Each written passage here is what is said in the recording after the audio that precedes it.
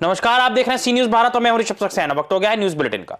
News bulletin में बात होगी औरैया की, जहां साइबर थाना पुलिस टीम ने ठगी करने वाले 2 साइबर अपराधियों को किया गिरफ्तार। साथ ही बात होगी पालघर की, जहां वसई में बहुजन विकास अघाड़ी पार्टी की ओर से एक महत्वपूर्ण मीटिंग आयोजित की गई। औरैया में साइबर थाना पुलिस टीम ने ऑनलाइन ठगी करने वाले 2 साइबर अपराधियों को गिरफ्तार किया है।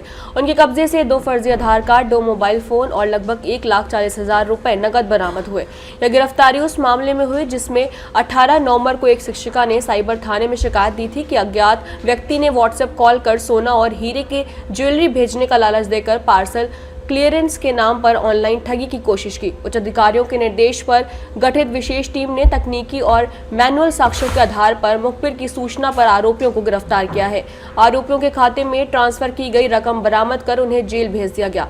मामले में अन्य प्रदेशों के खातों के इस्तेमाल की भी जांच की जा रही है और जल्द ही अन्य कार्रवाई की जाएगी। पुलिस अधीक्षक औरैया ने नागरिकों से अपील की है कि साइबर अपराध और किसी अधिकारी के नाम पर पैसे मांगने वाली कॉल को गंभीरता से लें, लेकिन कभी भी पैसे ट्रांसफर ना करें और ऐसी सूचना तुरंत साइबर क्राइम नंबर 1930 पर दें। पुलिस महानिदेशक महोदय, अपर पुलिस महानिदेशक महोदय कानपुर जोन, पुलिस उप महानिरीक्षक महोदय कानपुर रेंज के निर्देशन व पर्यवेक्षण में साइबर क्राइम के ऊपर जो है कार्रवाई लगातार जनपद औरैया से जारी है। इसी श्रृंखला में आज दिनांक 23 नवंबर 2025 को एक और साइबर थाने पे पंजीकृत मुकदमे का खुलासा हुआ है। घटनाक्रम कुछ ऐसा है कि 18 नवंबर को एक मुकदमा अपराध संख्या 25/25 साइबर थाने पे पंजीकृत हुआ था, जिसमें वादिनी द्वारा बताया गया कि उनके द्वारा एक अज्ञात व्यक्ति से, जिनसे उनकी जान पहचान सोशल मीडिया के माध्यम से हुई थी और कुछ समय से बातचीत हो रही थी, उसके द्वारा ये कहा गया कि वो लंदन से उनके लिए कुछ ज्वेलरी का सामान भेज रहा है, जो कि मुंबई एयरपोर्ट तक पहुंच गया है और वहां पे कस्टम क्लियरेंस के लिए उसको कुछ फीस की आवश्यकता है। ये क्रम 15 दिन तक चलता रहा, जिसके पश्चात जो महिला थी उनके द्वारा लगभग 33,63,000 रुपए उसके अकाउंट में विभिन्न खातों में ट्रांसफर कर दिया गया, जो उसने कहा। मुकदमा पंजीकृत हुआ। इसके सफल अनावरण के लिए साइबर थाने के साथ में एसओजी सर्विलांस की टीम्स का भी गठन किया गया था। इनके द्वारा एक सफलता प्राप्त हुई है। इसमें 2 अभियुक्तों की गिरफ्तारी हुई है, जिनका नाम है सत्यपाल सिंह पुत्र जयपाल सिंह, निवासी थाना मोट जनपद झांसी, और द्रगपाल सिंह पुत्र जयपाल सिंह, थाना मोट जनपद झांसी। जो सत्यपाल सिंह है, इसके खाते में पैसा ट्रांसफर हुआ था, जिसमें 1,40,000 रुपए की बरामदगी आज हुई है। कुछ फर्जी आधार कार्ड पाए गए हैं, 2 मोबाइल फोन बरामद हुए। इस घटनाक्रम में और भी कई सारे खाते हैं जो विभिन्न प्रदेशों से संबंध रखते हैं, जिसमें कि पश्चिम बंगाल, मध्य प्रदेश, असम, महाराष्ट्र, उन सभी खातों की भी जांच पड़ताल लगातार चल रही है और उनसे संबंधित अभियुक्त भी जल्दी गिरफ्तार कर और इसमें अग्रिम विधिक कार्रवाई इस मुकदमे में की जाएगी। औरैया से सी न्यूज संवाददाता राजेश मिश्रा की रिपोर्ट। बरेली की आंवला से बदायूं मार्ग पर देवी पुल से आगे सोमवार को सुबह 11 बजे एक बस चालक ने बाइक को जोरदार टक्कर मार दी। टक्कर इतनी भीषण थी कि बाइक चालक का एक हाथ शरीर से कटकर अलग खेत में जा गिरा और बस चालक मौके से फरार हो गया। सूचना पर पहुंची पुलिस ने उपचार हेतु अस्पताल भेजा और जांच में जुटी है। आंवला के ग्राम नगरिया सतन निवासी पवन सिंह अपनी ननिहाल ग्राम डिगोई से अपनी बाइक द्वारा सोमवार को सुबह करीब 11 बजे वापस आ रहा था। तभी वह जैसे ही देवी पुल के समीप पहुंचा, उसी समय सामने से आ रही बस चालक ने लापरवाही व तेज गति से चलाते हुए उसकी बाइक को जोरदार टक्कर मार दी। टक्कर इतनी भयंकर थी कि उसका एक हाथ शरीर से कटकर दूर खेत में जा गिरा और बस मौके से फरार हो गई। सूचना पर पहुंची पुलिस ने घायल पवन और उसके अलग पड़े हाथ को एम्बुलेंस के द्वारा सामुदायिक स्वास्थ्य केंद्र आंवला भेजा, जहां डॉक्टर ने उन्हें प्राथमिक उपचार के बाद जिला अस्पताल रेफर कर दिया। डॉक्टर का कहना है कि हाथ शरीर से अलग हो गया है और ब्लड भी अधिक मात्रा में बह रहा है, जिससे उसकी हालत गंभीर बनी हुई है। बरेली से सी न्यूज संवाददाता अरविंद पेंटर की रिपोर्ट। Maharashtra state sales and medical representative association ने केंद्र सरकार के मजदूर विरोधी कानूनों के खिलाफ IMA ऑफिस के सामने विरोध प्रदर्शन किया। प्रदर्शनकारियों ने कहा कि मालिकों के हाथ में दिए गए ये काले कानून तुरंत वापस लिए जाएं, अन्यथा इस संघर्ष को और तेज किया जाएगा। इस मौके पर सचिन परोलेकर, राजेश कुलकर्णी, प्रदीप बडगुजर, योगेश वर्माली, एलवार राव, पोपट राव सोनवड़े और कई सेल्स प्रतिनिधि बड़ी संख्या में मौजूद रहे।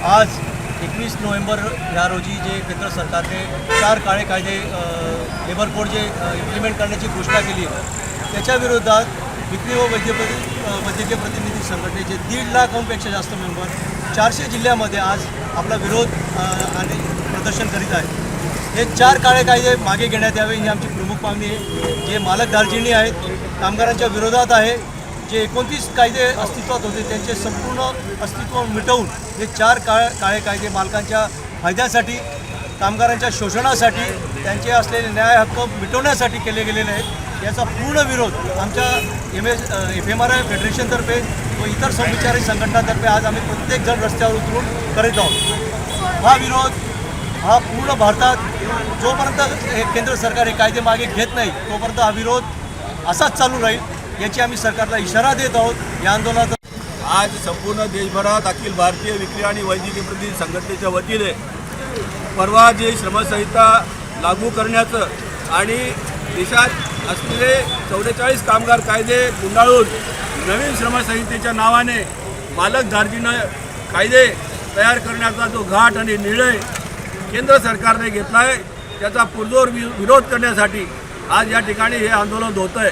अशा पद्धतीचं आंदोलन संपूर्ण देशभरात 400 ठिकाणी आज मेडिकल रिप्रेझेंटेटिव्ह करत आहे। या नव्या श्रमसंहितेमुळे कॉन्ट्रॅक्च्युअल मेडिकल रिप्रेझेंटेटिव्ह अपॉइंटमेंट या क्षेत्रामध्ये येणार आहे। कुठलीही स्थायी नोकरी नाही। या देशामध्ये हजारो लाखो हात बेरोजगार असताना त्यांना स्थायी नोकरीची शाश्वती द्यायचं सोडून मालक दार्जिने कायदे तयार करून श्रमसंहिता तयार करून या प्रत्येक क्षेत्रामध्ये कॉन्ट्रॅक्ट पद्धतीने कामगारांची नियुक्ती करण्याची व्यवस्था या श्रमसंहितेमध्ये लिहिलेली आहे। अगोदर लागू असलेले कामगार कायदे, किमान वेतनाचा कायदा, लीवचा कायदा, बोनसचा कायदा, कायदेशीर नियुक्तीपत्राचा कायदा हे सर्व कामगार कायदे आता रद्दबातल करण्याचा घाट हा पूर्णपणे मालकांच्या आणि त्यांच्या मित्रांच्या फायद्याचा कसा असावा या श्रमसंहितेमध्ये याची तरतूद या केंद्र सरकारने केली आहे। आणि म्हणून हा श्रमसंहिता जोपर्यंत हे सरकार मागे घेत नाही तोपर्यंत हे मेडिकल रिप्रेझेंटेटिव्ह असोसिएशन इतर सर्व समविचारी कामगार संघटनांसोबत या सरकारच्या कामगार विरोधी नीतीचा सतत धिक्कार करत राहू, याचा सतत विरोध करत राहू। मेडिकल रिप्रेझेंटेटिव्हला लागू असलेला सेल्स प्रमोशन एम्प्लॉई ॲक्ट हा 1976 साली बनलेला होता। हा कायदा फक्त आणि फक्त सेल्स प्रमोशन एम्प्लॉईसाठी बनलेला होता। हा कायदा पूर्णपणे वेगळा सेल्स विक्री प्रतिनिधींसाठी बनलेला कायदासुद्धा या श्रमसंहितेमध्ये रद्दबातल करण्याचा डाव आणि पूर्णपणे फार्मास्युटिकल इंडस्ट्री आणि इतर 10 इंडस्ट्रीचा फायदा करण्यासाठी आणि कॉन्ट्रॅक्च्युअल लेबर अपॉइंट करण्यासाठी हा मोदी सरकारने घाट बांधलेला आहे। म्हणून या श्रमसंहितेचा विरोध पूर्ण देशभर आम्ही मेडिकल रिप्रेझेंटेटिव्ह करत आहोत। धन्यवाद। धुले से सी न्यूज संवाददाता नीलेश परदेशी की रिपोर्ट। केशवपुरा गांव को सन्मानपुरा पंचायत में जोड़ने का ग्रामीणों ने विरोध किया है। इटावा के केशवपुरा गांव ने ग्रामीणों के इस सन्मानपुरा ग्राम पंचायत में जोड़ने के फैसले का विरोध करते हुए उपखंड अधिकारी को ज्ञापन सौंपा और आंदोलन की चेतावनी दी। ग्रामीणों ने बताया कि उनका गांव पहले रजोपा ग्राम पंचायत में था, जो केवल 2 किलोमीटर दूर है, लेकिन पंचायत पुनर्गठन के तहत इसे 9 किलोमीटर दूर सन्मानपुरा में जोड़ा गया।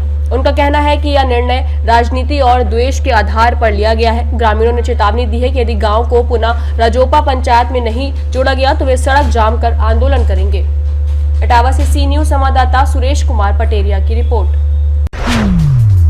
पालघर जिले के वसई में बहुजन विकास अघाड़ी पार्टी की ओर से एक महत्वपूर्ण बैठक आयोजित की गई, जिसमें स्थानीय विकास संगठन मजबूती और आगामी रणनीतियों पर विस्तार से चर्चा हुई।